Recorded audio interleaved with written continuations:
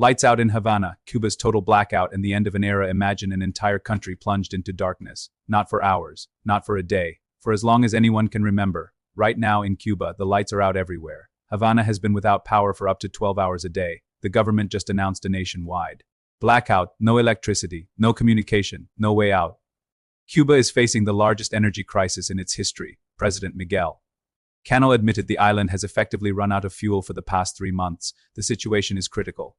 And now, after 6 decades of communist rule, Havana is doing something unthinkable. They are reaching out to Washington, to Donald Trump, to the very government they have spent decades opposing. Let's understand what happened. Cuba's energy grid is aging. Decades of neglect, no investment, no maintenance. The government blames the US embargo. They say sanctions have cut off fuel supplies, and there is truth to that. President Trump recently warned of tariffs on any country selling oil to Cuba. The pressure is intentional. The goal is to force change. But here is the question Cubans are asking themselves tonight. After 60 years of revolution, what do we have to show for it? The Cuban Revolution promised liberation, independence, a future free from American domination. Instead, families are living in deep poverty, driving cars from the 1950s because nothing new has arrived, no economic progress, no technological innovation, no infrastructure development. For decades, Cuba relied on Venezuela for energy, a lifeline from another failing state. When Venezuela collapsed, Cuba collapsed with it. And now, with no oil, no allies stepping in, and no plan B, the lights have gone out.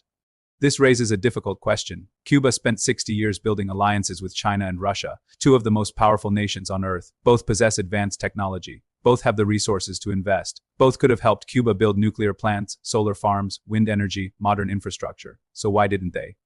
The answer is uncomfortable. For China and Russia, Cuba was never a partner. It was a pawn, a symbol, a thorn in America's side. But symbols do not generate electricity. Pawns do not build power grids. And when the crisis came, the allies were nowhere to be found. The communist regime held power for 60 years, but holding power is not the same as building a nation. While the world advanced, Cuba stood still. No investment in education for the modern economy, no infrastructure projects, no diversification of energy sources, just survival, just control.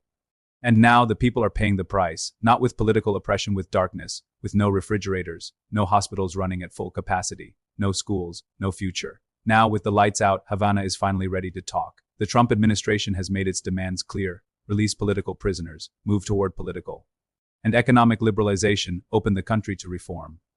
Trump has even raised the possibility of a friendly takeover of Cuba. Whatever that means, one thing is certain: the United States is not going to rescue a failed state without getting something in return. But here is the irony the world cannot ignore. While Cuba collapses in darkness, the United States is not exactly stable. Massive debt, $34 trillion and climbing, unemployment rising, homelessness spreading through every major city, wars draining resources, and an economy on the brink of its own collapse. So what happens when a failing superpower tries to take over a failed state? What happens when the country with no lights meets the country with no money? Cuba is Haiti with history, and Haiti is already in total chaos, self-destruction, violence, no government. If the United States is not careful, it could find itself trying to manage two failed states at once while its own foundation crumbles.